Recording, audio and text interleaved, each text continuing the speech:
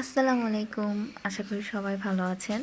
আমি গতকালকে জানিয়েছিলাম সাময়িক ব্যস্ততার কারণে আমি গতকালকে লাইভে জয়েন হতে পারিনি। ইভেন আমি কারোর পোস্টে কোনো রিঅ্যাক্টও করতে পারিনি। খুব কম অ্যাক্টিভ ছিলাম।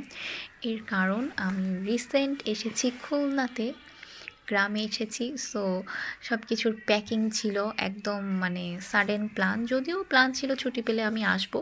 তো সাডেনলি আমার বাবা বলে, "ওকে ফাইন, তুমি যাও।"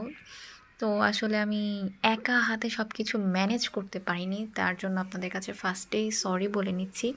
আসলে প্ল্যান করে না কিছু হয় না। আমি চেয়েছিলাম কিছু মানে সুন্দর ব্লগ আপনাদেরকে উপহার দিব, বাট অ্যাকচুয়ালি হলো না।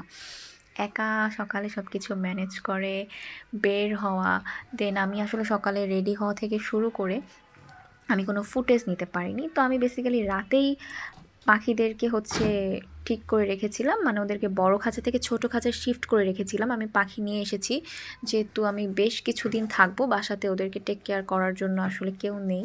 আর আমার শখের জিনিস আমি যেভাবে টেক কেয়ার করব অন্য কেউ সেভাবে পারবে না। তো আমার বাস ছিল সকাল 6:10-এ। আমি বাসা থেকে আর কি অনেক হ্যাসল করে বের হই, এটা আসলে শেয়ার করা যাবে না। তো এখানে এই ব্যাগের মধ্যে আমি আমার পাখির খাঁচা নিয়েছিলাম, এবং ঢাকাতে আজকে বেশ কুয়াশা এবং ঠান্ডা ছিল। তো আমি একটা উবারে করে আর কি কাউন্টারে গিয়েছি, দেন আমি বাসে উঠে গিয়েছিলাম। অন টাইম ছিলাম বলা যায় না, এর মাঝে অনেক কাহিনী ঘটে গিয়েছে যার কারণে আসলে কোনোই ভিডিও ক্লিপ নেই। বাট আলহামদুলিল্লাহ আমার জার্নিটা অনেক ভালো ছিল। আমার মানে কিছু মানুষ আছে তাদের জন্য আসলে আমার লাইফটা অনেক ইজি।